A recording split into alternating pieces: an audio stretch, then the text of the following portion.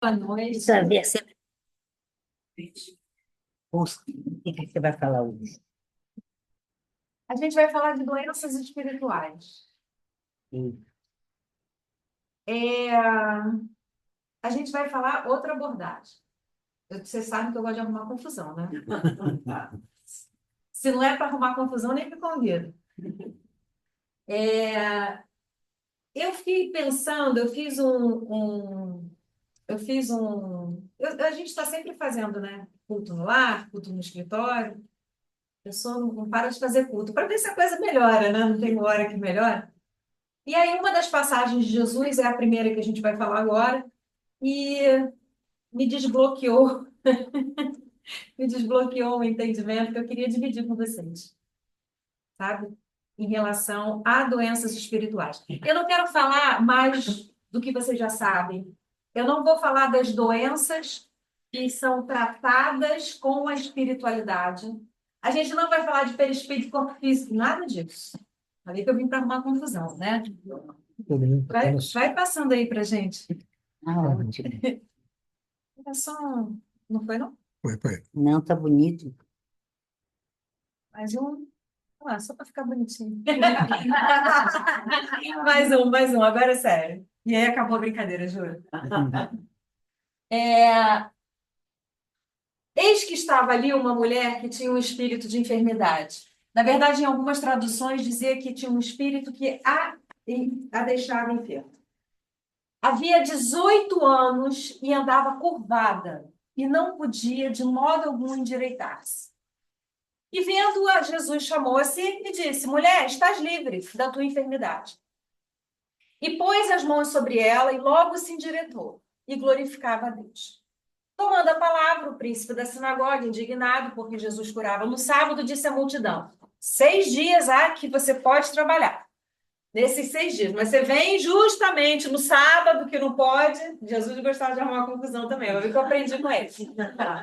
Respondeu-lhe, porém, o Senhor: Hipócrita, no sábado não desprende da manjedoura cada um de vós o seu boi, o jumento, e não leva para beber? E não convinha soltar desta prisão, grave isso aqui, no dia de sábado, essa filha de Abraão, a qual há 18 anos Satanás tinha presa. E dizendo isso, todos os seus adversários ficaram envergonhados e o povo todo se alegrava pelas coisas. Vamos voltar aqui. Primeiro ele diz que o espírito aí o curvava por 18 anos. Não era uma endemoniada, não era uma doença obsidiada, não era uma doença psicossomática, não é? Ela era encurvada. E era encurvada há 18 anos. Isso tudo aqui foi firula. Só para Jesus deixar bem claro que ela estava prisioneira por 18 anos. Deu um espírito. Se a gente parar para pensar, porque a gente viu Jesus curar muitos doentes e muitos endemoniados, muitos possuídos. Mas a gente nunca parou para analisar que isso aqui era uma doença física ocasionada por uma obsessão. Era uma doença física ocasionada por uma obsessão. É sobre isso que a gente vai falar.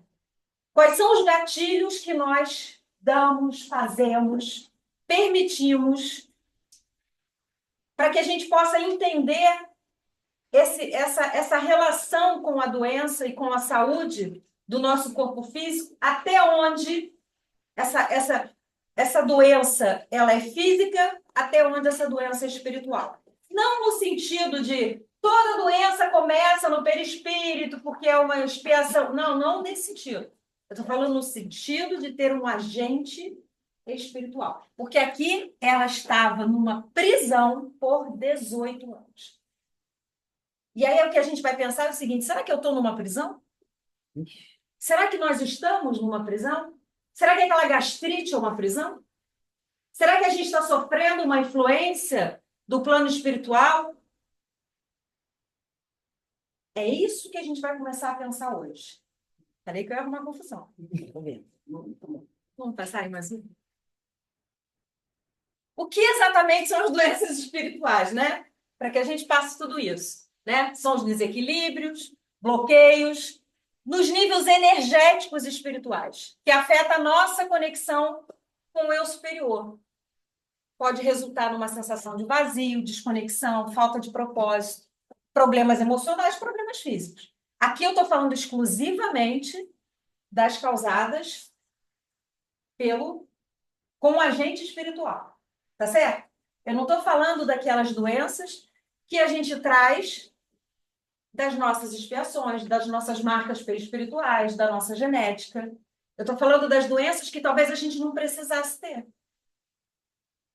Porque a gente se acostuma a acreditar fielmente numa narrativa que a gente aprende da lei de ação e reação, que é verdadeira, mas a gente acostuma a acreditar numa narrativa de que as coisas que acontecem são inevitáveis. Porque a gente traz uma tendência muito forte da questão kármica. E aí eu escuto, às vezes, erroneamente, muitas pessoas falando assim, ah, não, mas aconteceu porque tinha que acontecer. Será que tinha que acontecer? Ou eu deixei algum gatilho e permiti que isso acontecesse? Porque o universo ele não está controlando tudo da maneira como a gente imagina. Deus está lá com uma força acima de tudo, nos ajudando, nos trazendo para o trilho. Mas será que é tudo mesmo? Algumas coisas a gente percebe que são inevitáveis, sim, óbvio. Algumas coisas a gente percebe que são kármicas, se é que a gente pode usar esse termo. Mas será que é tudo na nossa vida? Será que a gente não ia viver mais feliz se a gente começasse a cortar alguns gatilhos e direcionasse, pegasse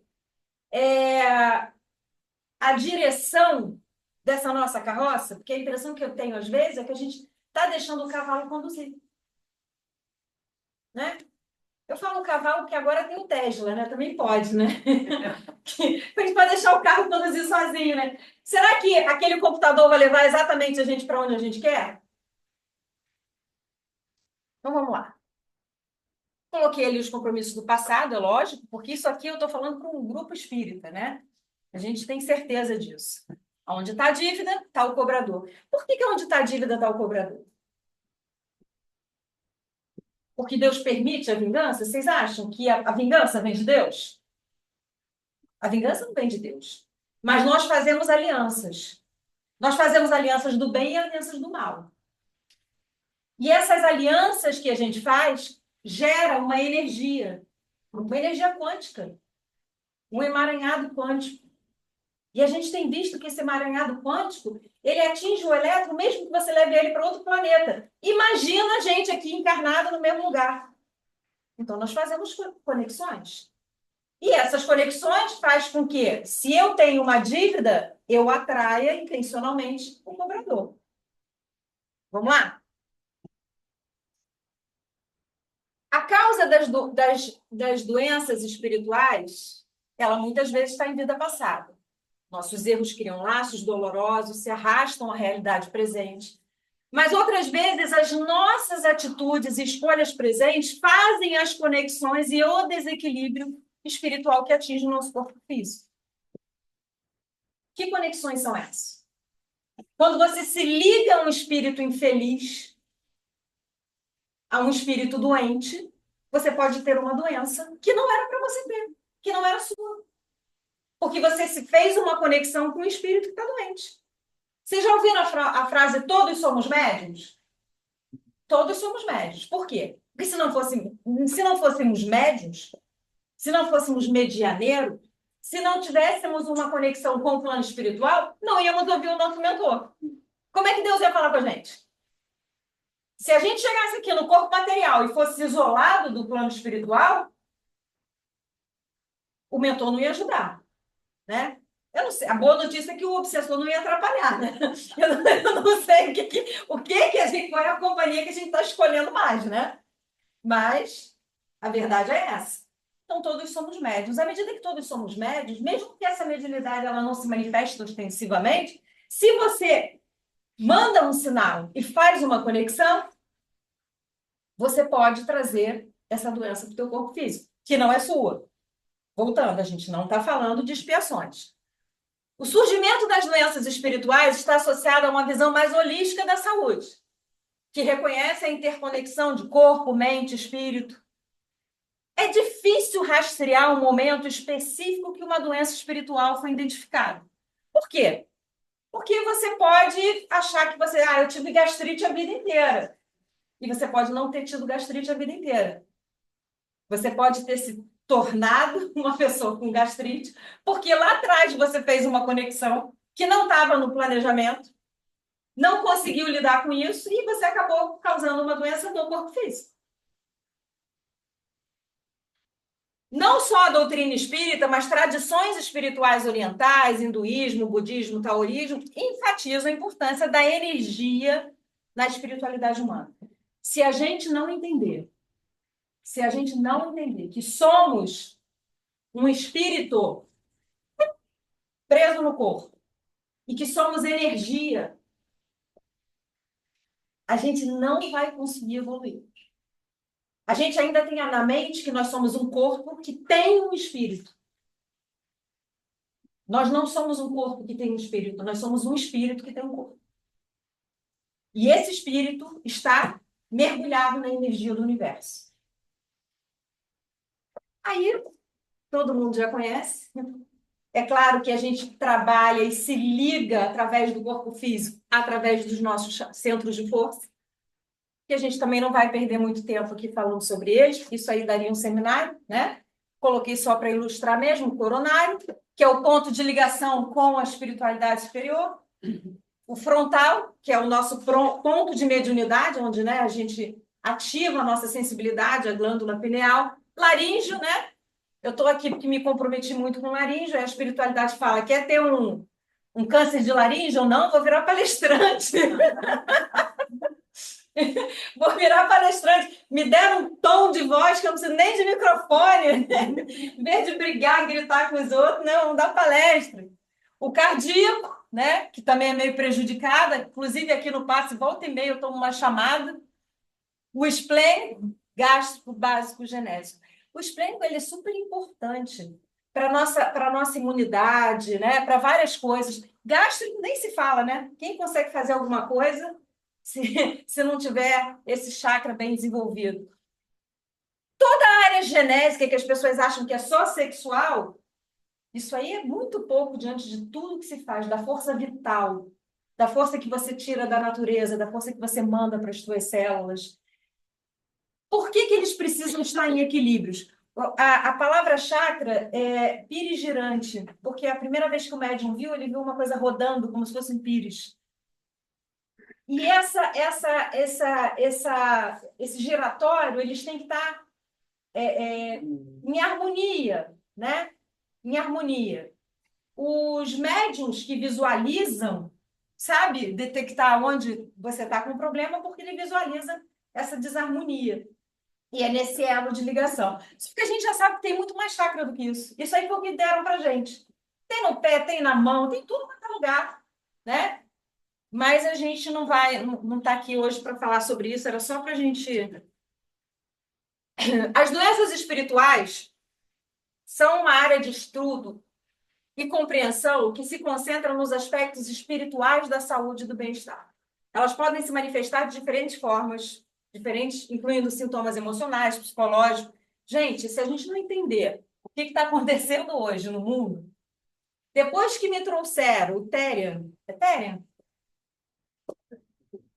O que que tem? O Therian são pessoas que se identificam como animais. Ótimo. Não pode rir, não, é sério.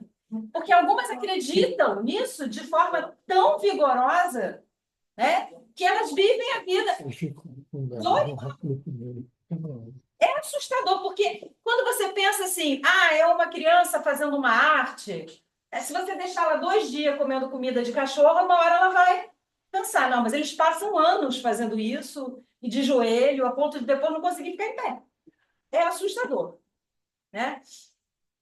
Me lembrou Nabucodonosor, né? Que Nabucodonosor, durante um tempo, ele comia entre os porcos, ele se é que na época não tinha o Tério, mas ele se identificou como porco, como um deles, né? Por uma influência espiritual. Entenderam onde eu estou querendo chegar? As causas das doenças espirituais são complexas, variadas. É difícil identificar as específicas, mas alguns fatores podem contribuir. para essas condições. Que fatores são esses? São os fatores que fazem os elos de ligação. E a gente precisa tratar o elo de ligação, porque se eu não fizer a conexão, eu vou estar um pouco mais protegido. Não vou estar livre, mas eu vou estar um pouco mais protegido. Traumas emocionais, desconexão espiritual, influências negativas, crenças limitantes, falta de autocuidado. Vamos olhar um por um? Vamos lá. Traumas emocionais. Qualquer experiência negativa, evento perturbador, que tem um impacto na tua saúde, pode gerar essa conexão. E aí eu digo assim, às vezes eu venho, né, com uma dessas provas, porque vocês concordam que tudo isso aqui é prova? Ou expiação? Eu posso, por exemplo, ter passado, né, ou ter me comprometido com o espírito no passado, e eu venho com a prova do resgate. Vamos falar uma coisa mais fácil, para não ficar pesado? Vamos falar um divórcio? Que talvez metade da turma aí já tenha passado por ele. Eu venho para passar por uma prova, né? Eu venho para ter falido um casamento, porque a gente sabe que quando vem numa encarnação para, a ideia não é falir. Senão Jesus não dizia o que Deus uniu, homem não separa. Não adianta ficar chateado comigo. Não foi eu que falei isso. Mas é uma prova da qual eu não passei. A gente vai deixar aquele compromisso ali para uma outra vida, né? Às vezes, umas 2, 3 depois, dependendo da pessoa, né? Ou então tem gente que fala assim, não pode vir como filho, não. Né?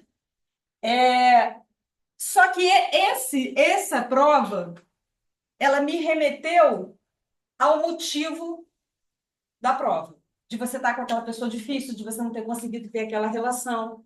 Vocês já repararam que, às vezes, vamos analisar friamente, você tem uma relação que você não quer estar, com uma pessoa que você não ama mais, numa relação onde você é infeliz, mas quando a relação acaba, você não quer ver aquela pessoa com outra pessoa. Né? É como, tipo assim, não é meu e não vai ser de mais ninguém. A relação, às vezes, é uma relação tão complexa e tão doente que isso tem que ter sido trazido de algum lugar. Você prefere a infelicidade, prefere, né, do que você ter que resolver isso de outra forma. Quando você começa a trazer, a disparar esses gatilhos, ocasionados sim, por isso que todo trauma emocional precisa ser tratado. Tratado com a psicologia, tratado com a terapia, tratado com o médico, tratado com o remédio. Quando você não trata o trauma emocional, você pode disparar esses gatilhos. Sozinho, difícil você conseguir. E com a religião. Quando você não faz isso, esse trauma, né, ele dispara um gatilho aonde você ocasionou a prova. Você faz um elo de ligação e cada vez que você sente uma dor, você traz ele para mais perto de você. Então, aquele espírito que você prejudicou, aquele compromisso do passado que você teve, aquele que desencadeou aquela pessoa que você rejeitava, que você fazia bullying, por isso que você... Toda vez que você tem, você atrai ela. E aí você começa a fazer uma conexão que pode durar a vida inteira, ocasionando problema físico. Isso aqui vai passar, você vai esquecer, mas aquela conexão é como se ele te achasse, sabe? Ele te achasse. Ele está te procurando, porque o plano espiritual nem sempre sabe onde o inimigo está encarnado, né? Mas quando você faz a conexão, você traz ele. Vamos. Desconexão espiritual, gente. Essa é a parte que todo mundo sabe, né? Tem gente que fala assim para mim: ah, a minha religião sou eu mesma, eu e Deus. Nossa, que lindo, né? Se fosse verdade. Por quê? Porque a gente não consegue se dar bem nem com a família, imagina com Deus. Você ama filho, ama pai. Ah, você ama Deus mais do que você ama seu filho? Duvido, nem vem mentir para mim. Não vem. Não vem, porque se tirarem um filho teu, você vai. Ah, tá tudo bem? Foi Deus que mandou e tá ótimo assim? Não, não é por aí. A gente não ama. A gente não aprendeu a amar a Deus ainda, é por isso que o nosso amor é parcial. Quando a gente aprender a amar Deus acima de todas as coisas, como é o mandamento maior, a gente vai entender as coisas de outra forma. Mas a gente não está pronto ainda. Eu não conheço ninguém que esteja pronto. Se tiver alguém pronto aí, levanta a mão aí. Vou me explicar. A gente ama através do nosso entendimento, do nosso conhecimento, do nosso... Mas é um amor limitado. A gente ama mais pai, mãe, filho, não é? A gente aceita a vontade divina. Isso é outra coisa. A gente tem resignação. Mas a gente fala assim, pô, se eu podia ter mandado menos essa, né? Vocês acham que Deus é justo quando é com a gente? Na dor? A gente faz uma reflexão e nunca acha que merece. Vocês acham? O filho, quando você bota ele de castigo, normalmente ele não acha que merece. Não é? Somos nós. Nessa conexão. E aí você começa a ter uma falta de propósito, significado. Você começa a ter desinteresse das práticas espirituais, sentimento de solidão e isolamento. Aí você vai numa igreja e diz assim, essa igreja é fraca. Aí eu vou lá, não sinto a benção. Aí você vai trocando de igreja, vai trocando de igreja. Porque o problema não é a igreja. Aí se sente espírita aí, olha, fui lá, não fiquei bem não. Ih, tomei um passo, acho que eu saí até pior. E isso é muito fácil. Se você tomar um passo e sair pior, volta todos os dias nesse centro espírita, porque ele é bom. Porque aquele que está te obsidiando, ele não quer que você volte. E a maneira mais fácil dele fazer você não voltar é fazer você se sentir mal. Então, se você vai para o centro espírita, toma um passe e sai mal, você fala assim, caramba, é aqui que eu tenho que vir. Vai dar certo. Porque se não acontecer nada e você sair de boazinha, legalzinha, até mais leve, eu vou te falar. Desconfia. É melhor sair com alguma coisa na cabeça. Ou curado, sim, que às vezes acontece, é mais raro, que precisa de muito passe para sair curado. Ou com alguma coisa assim, aí sei lá. 100% bem, gente, não é assim que funciona, não. A não ser quando você já está na casa há muito tempo, né? Mas na primeira vez está sempre coisa esquisita. Falei isso essa semana, uma funcionária minha, essa semana não, umas 2 semanas. A filha dela, de 15 anos, teve uma crise psicótica. Ela chamou de psicótica, mas na verdade é totalmente espiritual. Ela incorporou, falou tudo que ela viu no plano espiritual, falou quem estava guiando ela, falou tudo que ele queria afastá-la da família. E aí ela falou, eu não sei o que fazer, ela é da igreja messiânica. Eu falei, eu sei o que fazer. Eu não sei se você vai querer me ouvir. E expliquei para ela, onde ela mandei ela ir no mapa, mandei ela fazer o tratamento, e falei assim, agora eu vou te falar uma coisa. Ele vai chegar lá, do jeito que esse espírito é, e ele é bastante inteligente pela conversa, porque era uma conversa longa, foi uma coisa muito séria mesmo. E ela disse que ela já tinha tido isso há uns 10 anos. E depois voltou aos 15. Ela vai se sentir mal e ela vai querer sair de lá. Se for o lugar onde vai resolver, ele não vai deixar fácil. E aconteceu exatamente isso. Ela chegou, começou a tomar o passe, falou, eu quero ir embora agora, não estou me sentindo bem, isso aqui, nossa, é horrível. E aí eu já tinha falado com a mãe falou assim, mas a gente vai ficar. Ah, a gente vai ficar. Está em tratamento até hoje, já melhorou bastante, saiu do surto, voltou a comer, voltou a tomar banho, mas ainda tem muitas visões.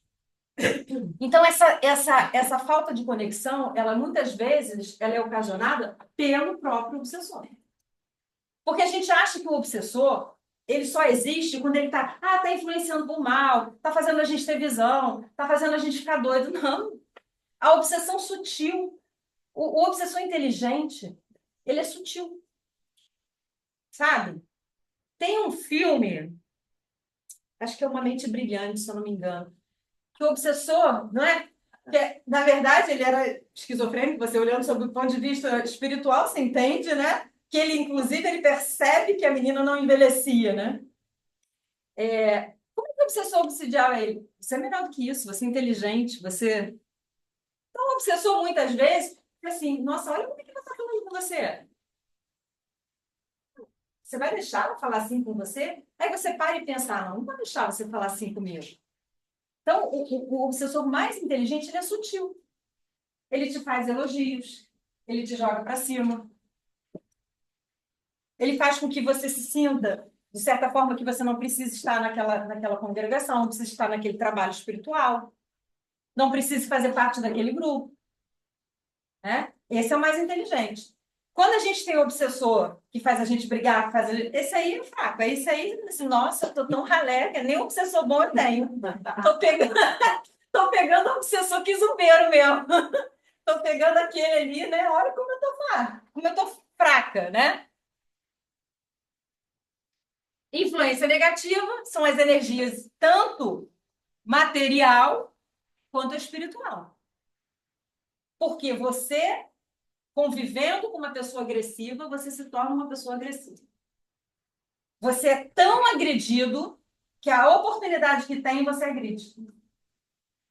Você convivendo com uma pessoa egoísta, você se vê, quando pode ser generoso ou egoísta. Mas isso não tem a ver com a virtude?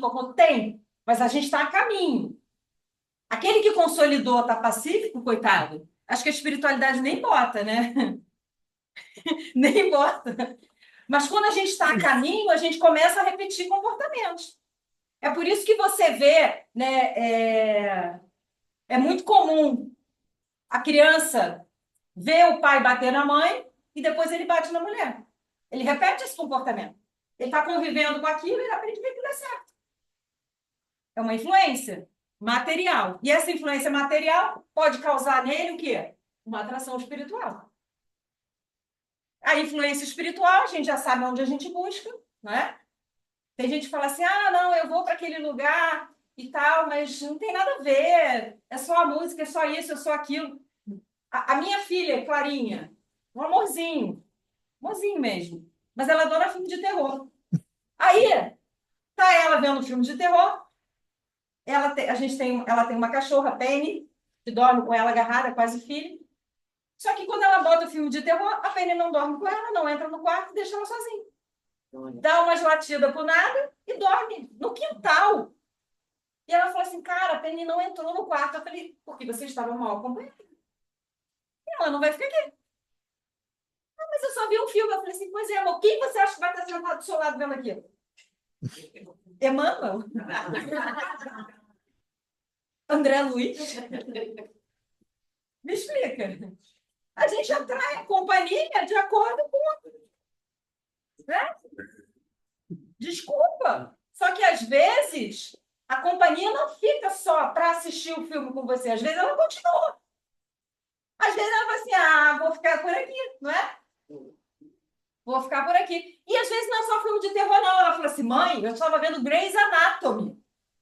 Eu falei, pois é, mas um sofredor daquele se sentiu atraído pelo sentimento de dor. Você estava aí chorando igual uma condenada com uma coisa que não é verdade. Até o drama a gente tem que tomar cuidado. Você atraiu um sofredor. E aí a Penny desceu da cama, latiu pro nada e foi lá para fora. Falou, vou ficar aqui não. Cachorro esperta, né? Vai sobrar para ela, né? Cachorro. Imagina. Relacionamentos tóxicos, ambientes energeticamente, influências espirituais perturbadoras, exposição excessiva a conteúdo negativo. Gente, pelo amor de Deus, parem de reclamar. Parem de reclamar. Quando você reclama, você está clamando de novo. Tá uma droga, você fala, tá uma droga, é uma droga que você quer, ele manda. Tá ruim, aí entende? O universo entende. É ruim que ela quer, manda. Parem de reclamar. E se alguém chegar para você reclamando, fale alguma coisa positiva. Mas tá tudo uma droga. Não tá não. Mas tá chovendo hoje. Mas, poxa, mas você sabe que quando chove, aquelas plantas que não são regadas florescem. Busquem o belo. Busquem o bom. Não se juntem com outra pessoa para reclamar. E quando você se pegar reclamando, porque a gente erra, tenta não passar adiante. Tenta não continuar fazendo as conexões. Porque senão a gente vai mergulhar no mar de tristeza. Aí a pessoa fala assim, o Brasil está horrível. Isso aqui está péssimo. Se eu pudesse, eu saía daqui. Aí eu pergunto assim, para ir para onde? Para ir para onde? Nosso lar? Nosso lar é tão melhor. Tá pronto para ir para o nosso lar? Será que vão deixar a gente entrar? Gente, é fazer um mundo melhor, é construir um mundo melhor. É para isso que a gente está aqui. Para cada um fazer a sua parte. Essa aí é a mais importante. Nós criamos... Isso aqui são algumas frases, tá? Mas nós criamos crenças em torno de nós mesmos que fazem conexões com a espiritualidade doentias. Eu não sou digno. Eu não sou bom o suficiente. Olha, tem gente que não se acha digno do amor de Deus. Tem gente que fala assim, eu nem peço a Deus, porque é tanta gente precisando. Ou não acha digno, ou acha que não precisa, né? O mundo é um lugar perigoso. Vai para o plano espiritual, então. Eu vi uma vez aquele pastor Cláudio. Gente, ele é muito engraçado, né? Aquele homem é maravilhoso. E aí ele falou assim alguém membro da igreja dele queria separar, né? E ele falou assim, eu vi o seu casamento, era até a morte, que a morte não separe, né? Eu vou pedir, vou rezar pelo senhor. Aí começou a rezar, Senhor, ele não está aguentando a mulher dele. Aí começou a falar, era isso, era aquilo, ele não está aguentando, né? Eu sei que era até a morte que nos separa, né? Então leva ele, Senhor, ele não está aguentando. O mundo é muito perigoso. Mas se você confia em Deus, se você sabe que isso aqui é uma passagem, que uma vida é um sopro, que isso aqui vai acabar, que vai passar, e que você só vai levar disso aqui exatamente as suas experiências positivas, negativas, as pessoas que você inspirar, tá com medo de quê? Tá com medo de quê? É mais ou menos como se você tivesse... Imaginem aqui agora que está todo mundo num lugar muito escuro, onde vocês não conseguem enxergar nada, mas vocês sabem que tem que atravessar um vale para chegar numa cidade. E aí, você é a única pessoa que tem uma lanterna. Você é a única pessoa que tem uma lanterna. O que você faz com essa lanterna? Você joga ela pro chão, né? Pro passo, não é isso? Não é isso que a gente faz normalmente? Você vai iluminar o próprio passo. Quando você ilumina o seu passo, o que acontece com todas as pessoas que estão em volta? Seguem o seu passo. Quando você tem fé, você ilumina o seu passo. E você abre espaço para atrair uma multidão que não tem fé. Que vai te seguir. Que vai te acompanhar. Que vai ser iluminado por aquele gesto de jogar a lanterna no seu passo. Então, se você fala assim, esse mundo está muito perigoso, você apagou a lanterna. E você deixou todo mundo que está em sua volta no escuro. Então, se você que está sentado aqui hoje, se você que tem o Evangelho, se você que tem Jesus, não acender essa lanterna, você não vai ajudar a guiar essas pessoas que estão nas trevas. Você vai ser aquela pessoa que tem tanto medo de caminhar, que pega a lanterna e acende para a própria cara e fica sentado esperando alguém te buscar. Sabe o que vai acontecer? Você vai morrer de frio na madrugada e não vai ajudar ninguém à sua volta. Então aponta para o passo e caminha. Caminha com a firmeza de que você tem um pai que te ama, que é amor, poder, bondade, misericórdia. Desfaz esse laço limitador. Desfaz esse laço. Aquele lugar é perigoso, tá bom, eu não vou por ali, eu vou por aqui. Não é dar uma de maluco, porque tem gente que dá de maluco. Uma vez um povo foi fazer um trabalho voluntário, entrou numa comunidade que é extremamente perigosa do tráfico, e aí era para entregar ovo de Páscoa. Gente, é muito irmão de rua. Dá para você entregar ovo de Páscoa em outro lugar. Ela cismou em pular os saquinhos de cocaína para entregar para uma criança ali embaixo. E aí falou assim, não, eu estou protegida. Eu falei, por quê? Não é você se expor ao risco, não é isso. É você ter confiança. Quando você está fazendo o que é certo, você não está se expondo. Eu estou vindo para a Sara, fazendo o que é certo. Eu vou voltar fazendo o que é certo. Se eu tomar um tiro no meio do caminho, pode ser uma bala perdida, bala achada. Vou voltar para cá. A Sara que me socorra. Não é? Já sei até para onde. Imagina se Frei José não vai me buscar. Ele já vai sair daqui. Hoje é o dia da Iris ir embora. Última palestra dela na Sarinha. É isso, gente. Porque eu não estou me expondo. Eu não estou indo para um lugar onde as pessoas atiram para o alto para dançar. Não é isso. Então, essa crença do mundo é um lugar muito perigoso. O mundo é um lugar maravilhoso. Eu vejo milagres todos os dias no mundo. Todos os dias eu vejo um milagre. Eu trabalhava no hospital, às vezes, eu tinha aquele paciente assim, que eu era nutricionista da tarde, e aí a nutricionista da manhã deixava o mapa e falava assim, esse aqui já tá mal, assim, talvez não passe de hoje. Fica de olho que pode internar a gente, porque quando interna a gente tem que ir lá para poder liberar comida, né? E esse aqui tá de alta, só entregar a alta. E aí, beleza, no dia seguinte ela, Iris, você não entregou a alta do paciente. Eu falei, o paciente de alta morreu. Isso aconteceu várias vezes. E aí, aquele paciente do leito tal saiu. Morreu? Não. Foi para a enfermaria, melhorou. Acordou. O que ia morrer, acordou. O que ia de alta, morreu. São milagres da vida.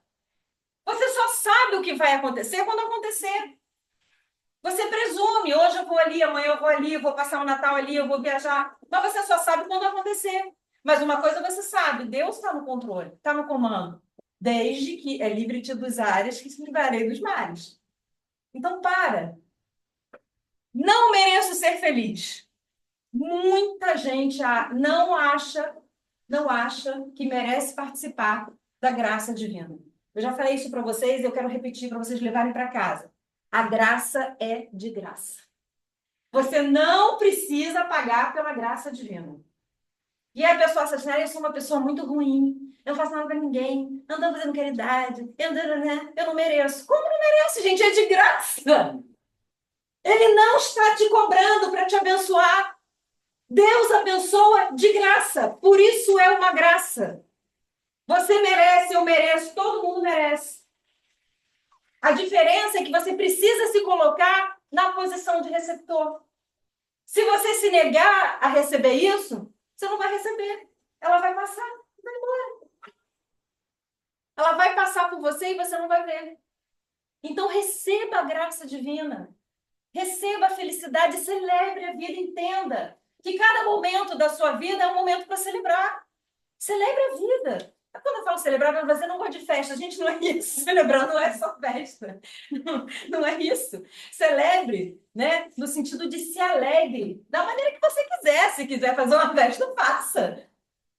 Celebre a vida. Entenda que você merece a felicidade. Desde que você não use esse entendimento para fazer pessoas infelizes. Mas você merece a felicidade. Todos nós merecemos a felicidade. Eu não sou merecedor de abundância. Ai, me poupe, né? Eu quero tudo de abundância. Meu pai tinha uma frase que dizia que em direito ele é advogado, que abunda não prejudica.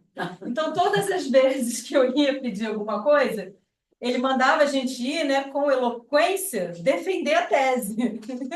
E aí, quando ele falou essa frase, eu já ia, né, com um texto. Por isso, por aquilo, por isso, por aquilo. Abundância é o que mais tem na natureza. O que mais tem na natureza é abundância. A natureza não é mesquinha. Você planta uma sementinha, nasce uma árvore que te dá um monte de fruto. Deus é generoso e abundante. E belo. Então, Deus gosta de coisas bonitas, abundantes e belas. Se você não quer participar dessa abundância, se você acha, ai, não, porque eu acho que eu tenho que me contentar com pouco. Não. Você tem que estar feliz com o que você tem, se for pouco. Mas tem que estar sempre em busca de mais. De mais amigos. Porque a gente acha que tudo é só material, né? De paz. Ai, não, se não me perturbar já tá bom. Não, não tá bom. Não. para mim não tá bom, não. Eu sou aquela pessoa que deito e peço água. Né? Traz água para mim. E nunca é o suficiente. Pode até reclamar, ele começa a reclamar, e aí, antigamente eu fazia assim, se não for para pegar de bom humor, nem pega. Agora eu falava, vai mal-humorado mesmo. Não tem problema não, tô com sede, não quero levantar. Né? Aí ele ri. Né? Falei, tá vendo? Nem contaminou minha água, já está feliz. Não leva tudo a ferro e fogo, não. Não leva, sabe? Aquela, não, olha, deixa a pessoa fazer. Uma hora ela vai gostar do que está fazendo. Ela não gostou ainda, não. Não tenho controle sobre a minha vida. Me poupe. Quem é que tem? Se você não tem, quem é que tem? Se você é a única pessoa capaz de dizer, eu vou para ali, eu faço isso, eu faço aquilo. A única. Essa é a pior frase que eu já ouvi na minha vida. Você tem o controle pela sua vida. Você tem o controle pela sua vida, pelos seus pensamentos, pelos seus desejos, pelos seus sentimentos. Você tem que assumir esse controle. Quando você diz assim, eu não tenho controle, é porque você não quer assumir o controle. Você quer dizer que foi levado pela circunstância, foi levado pela família, foi levado por Deus, pela obsessão, pelo... O controle é meu. De vez em quando eu mando o obsessor sentar do lado e falo assim, fica quieto, quem vai dirigir sou eu. Eu tenho um obsessor que é piloto. Estressado toda a vida. E aí, já me fez passar um monte de vergonha. Já contei a história do Dr. Carlos para vocês aqui, não já? Já me fez passar um monte de vergonha. Então agora, quando ele, sabe, vem assim, eu falo, senta aí, vai de carona. Vai de carona que eu vou ficar aqui sentado dirigindo a canção prece, o controle é meu. Quer me acompanhar, vai de carona. Então, às vezes, a gente tem que pegar o obsessor e botar ele na carona. Se ele tá colado ali, você fez a ligação, não está conseguindo desfazer, bota ele no carona e diz assim, quer acompanhar? Acompanha. Então, senta aí e fica quietinho. Bota o Divaldo, gente. Não tem obsessor que assista a palestra do Divaldo. Eu adoro. Mas aí, quando a coisa tá feia, eu boto o Divaldo falando rapidinho. Tem uns que aprendem, né, e são socorridos. Tem outros que você sente assim na hora que ele passa pela janela. Agora, se você quiser continuar a ver o jornal, a notícia, o TikTok, aí ele assume o controle. Né? Porque aí você vê aquilo que você não quer, você se irrita, aí ele senta na sua cadeira. Como eu não gosto de dividir espaço, eu boto Divaldo, eu boto as mães de Chico Xavier. As mães de Chico Xavier, olha, quando nem o Divaldo resolver nada, bota as mães de Chico Xavier, eu garanto que resolve. Né? Garanto. Aquele filme é... Nossa... The Chosen, né? Mas as mães de Chico Xavier é ótimo. É ótimo. Eu não posso perdoar. Como você não pode perdoar? Quem está te segurando? Quem quer deixar você nessa amarra para a próxima encarnação, para a próxima, para a próxima? Não pode, por quê? Eu vi Eu vejo TikTok também, tá? Hoje o TikTok foi bom. Ela falou assim, eu tive que perdoar uma enfermeira que na maternidade deixou a minha filha cair e a minha filha morreu. Todo mundo falou para eu processar o hospital. E eu pensei assim, o que adianta eu andar num carro maravilhoso que eu comprei com o dinheiro da morte da minha filha? Isso não vai me fazer bem, isso não vai trazer minha filha de volta. Eu vou perdoar. Ela não fez de propósito, ela não jogou a minha filha no chão, ela deixou a minha filha cair. E aí, mães de Chico Xavier, o que o Chico fala? O que o Chico fala para aquela mãe? Já agradeceu a babá? Ela, agradecer, Chico? Agradecer não, perdoei, não guardo mágoa. E ele diz assim, minha filha, seu filho, isso ia acontecer do mesmo jeito, mas ele ia cair do seu colo. Olha que coisa forte. Já pensou se a gente ia se perdoar? Se caísse do nosso colo. Então, na hora que ela fala assim, eu perdoei, ela entendeu, né, sem o Chico ter falado com ela. Como não pode perdoar? Pode perdoar. Você fala assim, eu não quero perdoar, porque é mais honesto. Não quero perdoar. Não quero perdoar quem fez isso, não quero fazer isso agora. Vou deixar aqui a minha caixinha do perdão. assim, guardado, assim, no fundo do armário. Uma hora eu sei que eu vou mexer naquilo ali, vou continuar tocando a minha vida. Não vou prejudicar o desgraçado, que já estou fazendo muito. Não me perturba. Não quero perdoar, mas eu posso. O poder de perdoar é meu. E o benefício do perdão também é meu. Porque ele, se ele se arrepender, se ele vai seguir a vida dele. Eu é que vou ficar infeliz. Na próxima encarnação, procurando ele, igual eles estão procurando a gente aqui, para causar doença. Para me aprisionar por 18 anos. Preciso agradar a todos. Ah, essa é ótima. Você só precisa agradar a Deus. Se você falar assim, eu preciso agradar... Ninguém quer agradar a Deus. Ninguém quer parar e pensar assim, Jesus, o que o Senhor faria nesse caso que eu vou fazer? Ninguém quer fazer isso. Porque você sabe o que Jesus ia dizer. Veio te roubar a túnica, entrega o manto. Veio roubar teu carro, você fala assim, peraí que o celular está no meu bolso, você vai deixar um iPhone? Leva. Ninguém! Todo mundo aqui sabe o que Jesus quer que você faça. E ninguém quer fazer. E é a única pessoa que a gente tinha que agradar. O resto todo não tem que agradar ninguém, não. O resto todo a gente faz o que pode. O resto todo a gente dá o melhor. O resto todo a gente faz com o coração. Mas fica, eu tenho que agradar, eu tenho que fazer. Eu vi uma vez, já tem tanto tempo isso, eu queria me lembrar, eu procurei no dia e não achei. O problema do agradar. Era uma mensagem espírita, eu acho até que era do André Luiz. E ele falava disso. Ai, não, eu fui, eu não estou bebendo. Ai, mas aí ele serviu, eu bebi. Você bebeu porque você quis. Não estou falando aqui que vocês não bebam, não é problema meu, pelo amor de Deus. Com moderação. Né? Mas, ai, não, eu nem queria ir, mas podia dizer não. Pode dizer não. É melhor que você diga não do que você vai encher a cabeça de quem, sabe? Então, não tenho que agradar a todos. Eu tenho que agradar a Deus, a Jesus, e eu não agrado. Não faço um agrado, gente. Quando eu não quero, eu não faço. E vou falar uma coisa para vocês. Às vezes, ele manda fazer, eu mando fazer, eu falei assim, não vou fazer não. Não vou fazer não. Eu botei um quadro, tem um quadro de Jesus que é uma psicopictografia. E aí, pô, eu sou contadora, né, gente? A gente está entre o cliente e o governo. Não tem lugar pior para você estar. O governo que quer receber, o cliente que não quer pagar. E ainda tem de quebra ali os funcionários, né? Eu não atendo um número desconhecido, porque senão eu enlouqueço. Aí você está ali, aí tem hora que eu olho para aquele quadro e diz assim, mas você me coloca em cada uma, né? Não, essa eu não vou resolver, não.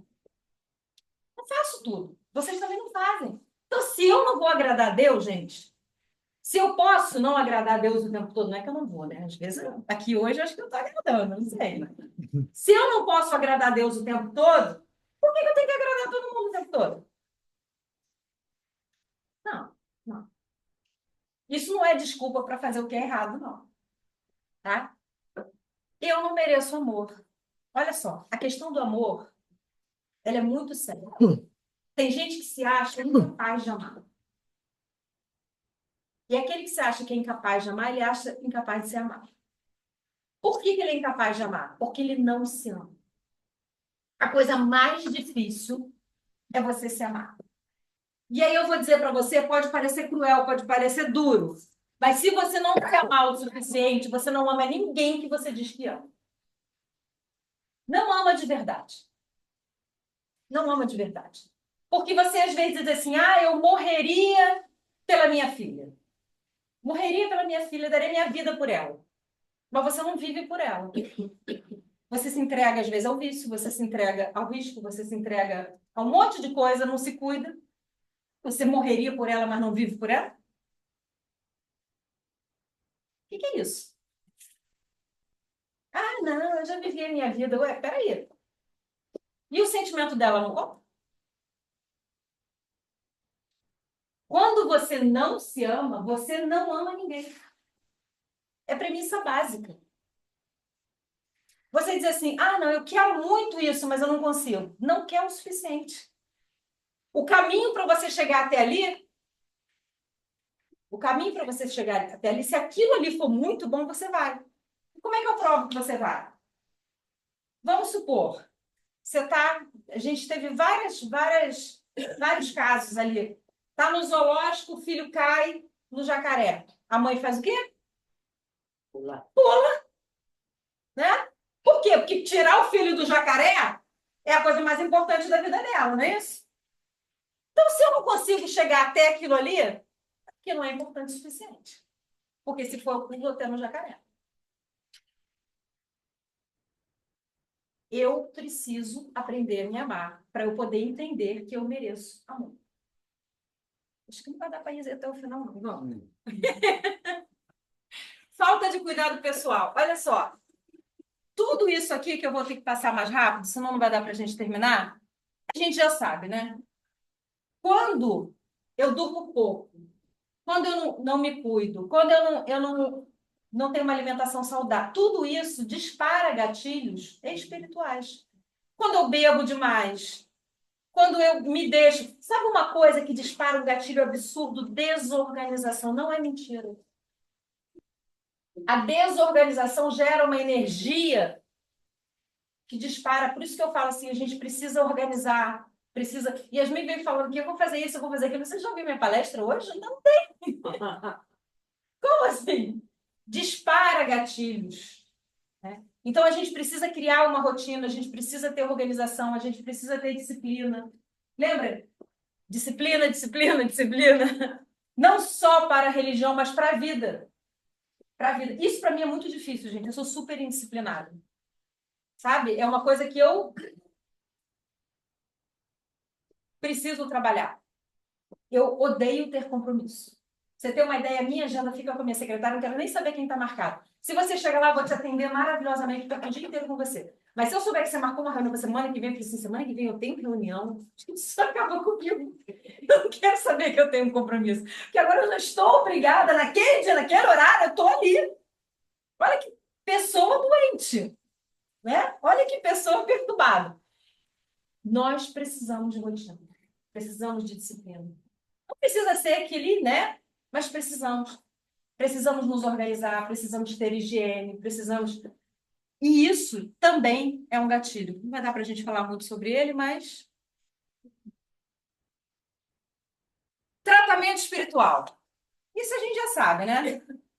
Passes, culto no lar, cuidado da higiene, organização, meditação. Sempre manter o tratamento médico, cirurgia espiritual, reunião de doutrinação. Agora, isso aqui é o seguinte: mudança de hábito e pensamento. Você é o principal agente da cura.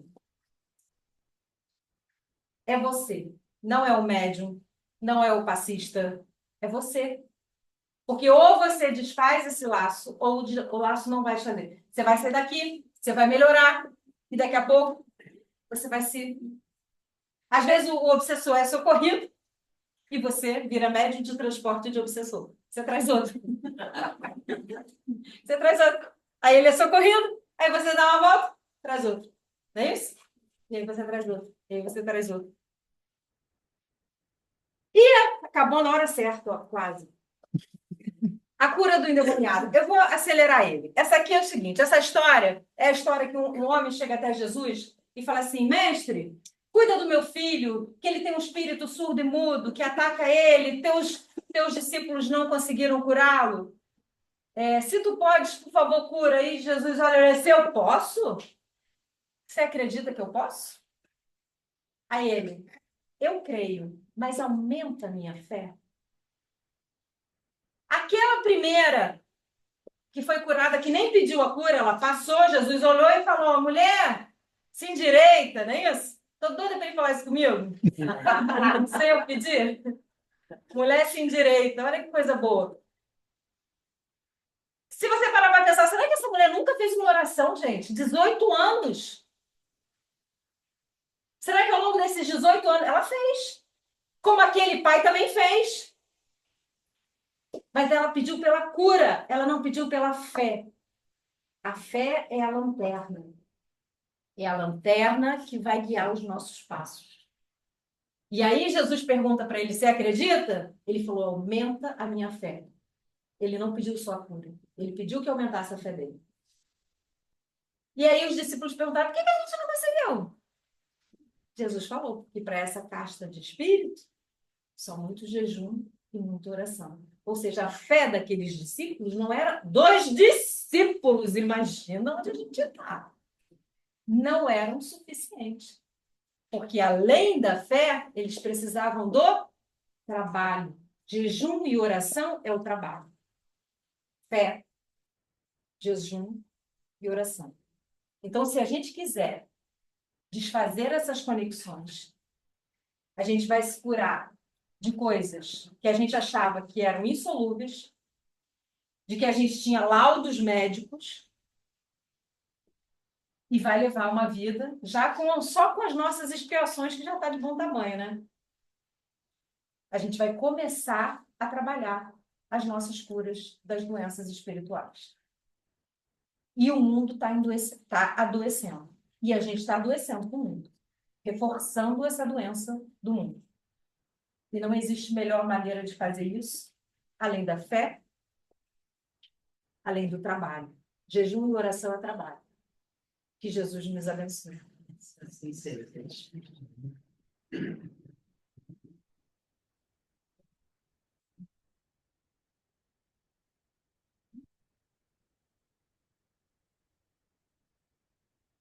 Amado Mestre Jesus, muito obrigado. Obrigado por estarmos reunidos em teu nome, buscando teus ensinamentos para direcionar as nossas vidas. Que a tua luz que acende os nossos passos possa iluminar muitas pessoas. Que possamos ser aquele Mestre Jesus a quem as pessoas seguem pela luz. Não aqueles que deixam as pessoas nas trevas. Que o nosso coração possa expandir bondade, amor, perdão, tolerância, ainda que no mundo não encontre todas essas virtudes. Que possamos ter a fé de que as nossas conexões serão conexões de socorro, de salvamento, de amparo, de proteção. Rogamos a Ti por todos aqueles que sofrem os males físicos e os males espirituais. Por aqueles que estão nos manicômios, nos hospitais, ou por aqueles que nem conseguiram tratamento. Por aqueles que estão em abundância, se sentindo na miséria. Por aqueles que estão na miséria, mas se sentem na abundância. Rogamos a Ti, Mestre Jesus, por todos aqueles que passam pelas doenças psicossomáticas, pelas doenças da obsessão, da depressão, da subjugação. Rogamos a Ti, Mestre Jesus, por todos aqueles que amamos e que já se encontram no plano espiritual, velando por todos nós, torcendo para a nossa encarnação.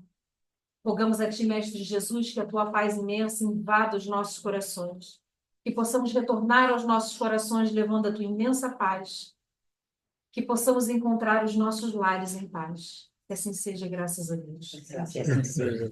Graças a Deus. Vamos ao